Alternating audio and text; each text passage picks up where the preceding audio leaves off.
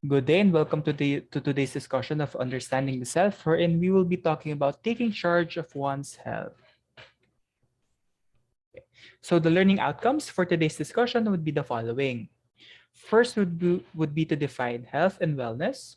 Second would be to identify types of approaches on how to be successful based on the different facets of wellness. And third would be list factors that influence wellness. And lastly, practice steps to be a healthier person.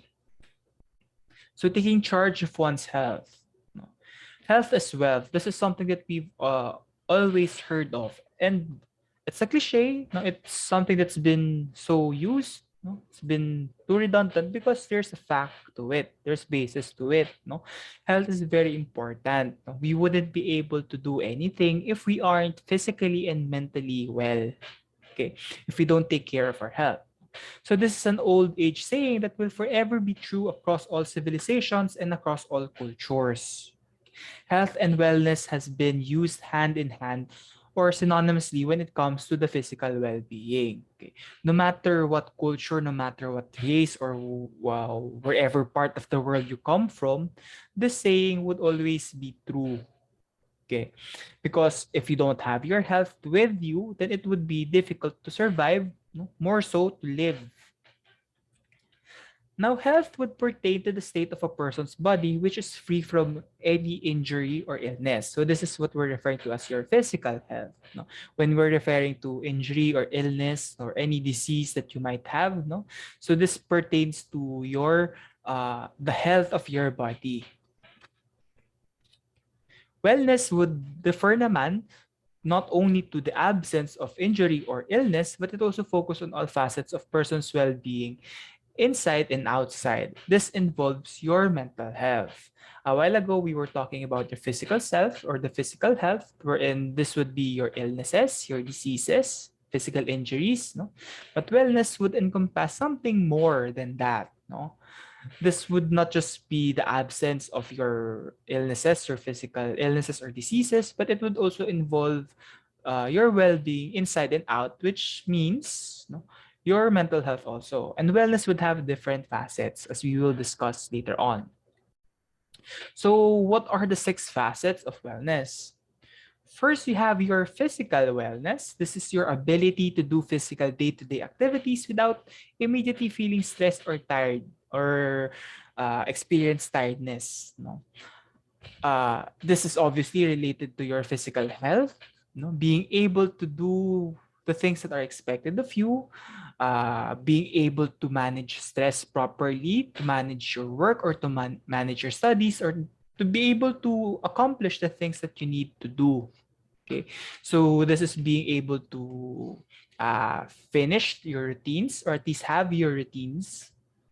Okay, being able to move, being able to do the things that you want to, being able to have those activities. That's part of your physical well-being.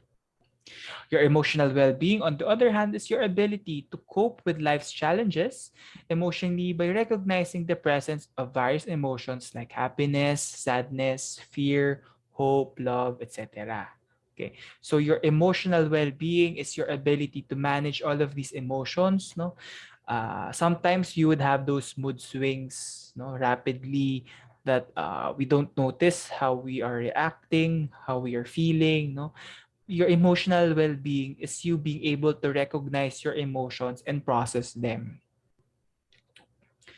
Next, we have your intellectual well-being. This is your ability to have an open mind and welcome new learnings or ideas. This is about you being able to explore, no, to look for knowledge, to be able to question the things that you know, and to be able to assimilate new things in what you've already or what you've previously known already. This is welcoming facts that are presented to you, being able to reconstruct your previous conceptualization of things, when new facts are presented. No? You being able to welcome new ideas, new learnings, new facts when they are presented to you. Intellectual well-being is being a lifelong learner.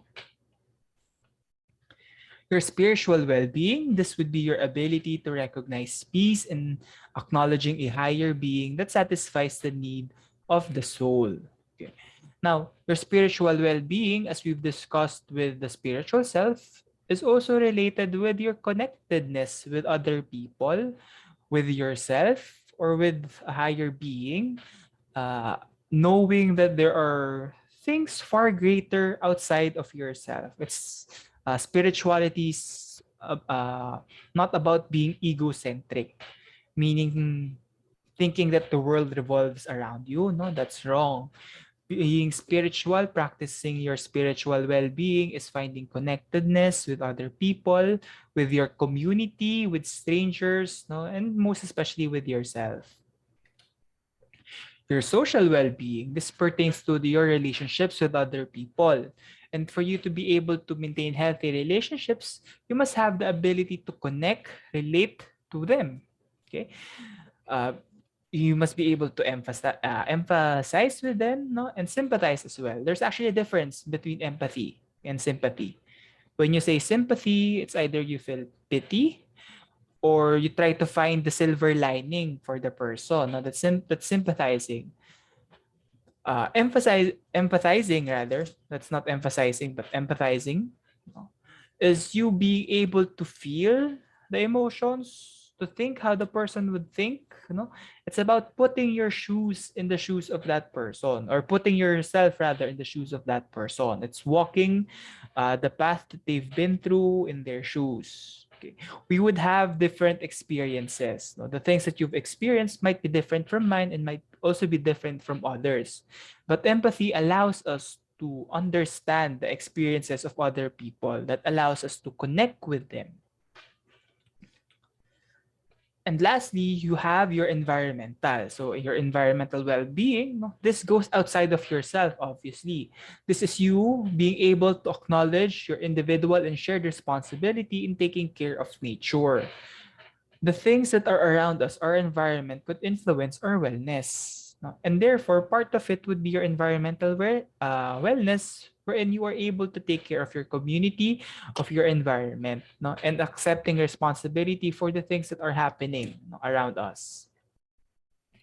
So factors that influence wellness. No? What are the factors that could either help, improve, or deteriorate our wellness? First would be the things we eat. No? Healthy habits is important. Part of it would be eating properly. Okay. Part of it would be exercising and staying active. Okay. Our physical health goes hand in hand with our mental health or our wellness. If, for example, no, you are positive and everything, but you aren't able to take care of your body is deteriorating, then it means that there's something that's lacking. No? So it must be a balance between your physical health as well as your mental health. And by doing so, or by taking care of your body, by taking care of or watching what you eat, no, you're taking care of yourself and your wellness also. Your family history, no, or heredity, no, whether it comes to mental illnesses or biological illnesses, no, diseases, or genes, would play a role in them. No? There are illnesses that are hereditary, meaning they are passed on from one generation to another, which predisposes you to have that type of disease or disorder or illness. Okay, so that's a factor that contributes to your health and your wellness. Another would be your environment. No? Whether it's about your mental health or your physical health, your environment plays a role in your wellness. If, for example, you live in areas that are dirty, that are not properly sanitized, no, or aren't properly maintained, then obviously your physical health, no, would not be so good, no, or would be at danger because you'd be prone to illnesses because you're exposed to all of these things such as dirt, pollution, etc. No, the people that surround the people that surround you, the toxic people, that's part of your environment also. If you're working or if you're studying, no, the people that you are constantly engaging with could influence your wellness. Okay. If they're good people, then that's good for you. But if they're bad people, then obviously that could add up to your stress, to your anxiety, and to other emotions that you might feel. Access to healthcare, no? That's a big factor when it comes to taking care of ourselves and of our wellness. Because sometimes, even if we want to have ourselves checked up, even if we want to go to the hospital, no, there are very limited services or places that we can go, especially if you are from far-flung areas. Okay. That's why promoting health, taking care of our health is very important, especially if you are in areas wherein access to healthcare is very limited. No? As much as we want to, there's little that we can do about it. No? But if you have access to good healthcare services, then good for you. No? Might as well utilize that privilege we have. Now, steps to becoming a healthier person. Okay, so what are some things that you can do in order to become a healthier person? First is get enough sleep and exercise, no? Staying active, having a regular routine, okay, eating well, having proper diet, and all of these would be part of taking care of your physical health. No? Take care of your body. That's related to number one, no? Whatever means it is, it's not just about exercising and eating well, but also putting yourself away from harm's way. No? There are people who like to live dangerously, you know. But part of taking care of your body is uh, doing activities, not just simply by exercising, but staying away from activities that could put you in danger. Eat well and balanced meals. No, we are what we eat. Laugh. Okay, find humor, find joy in the simplest things. No, find happiness even if it's just what we call little joys or little things that makes us happy. Okay, learn to laugh, especially at your own mistakes. No? Acknowledge your mistakes and just learn to laugh at it.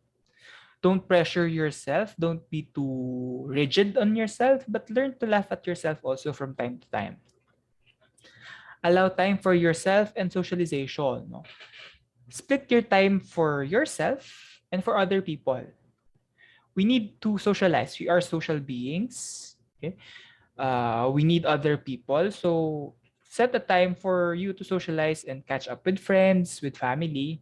But at the same time, also spare yourself some time to be alone, pamper yourself, no? Consider it as your me time, a lot of time for yourself. And remember that your body will be around a lot longer than that expensive handbag. You know, invest in yourself. Don't just simply invest on the material things. No? If we recall our discussion with the material self, no, sometimes we tend to be materialistic. We think that uh, buying expensive things, no, could make us look good, etc. But not just don't just focus on the material things, but rather invest on yourself also. Whether it's about learning, whether it's about health, no, your biggest investment would be yourself. Okay. So that concludes today's discussion of taking care of yourself. No, I hope that you were able to learn something from our discussion. Thank you for listening.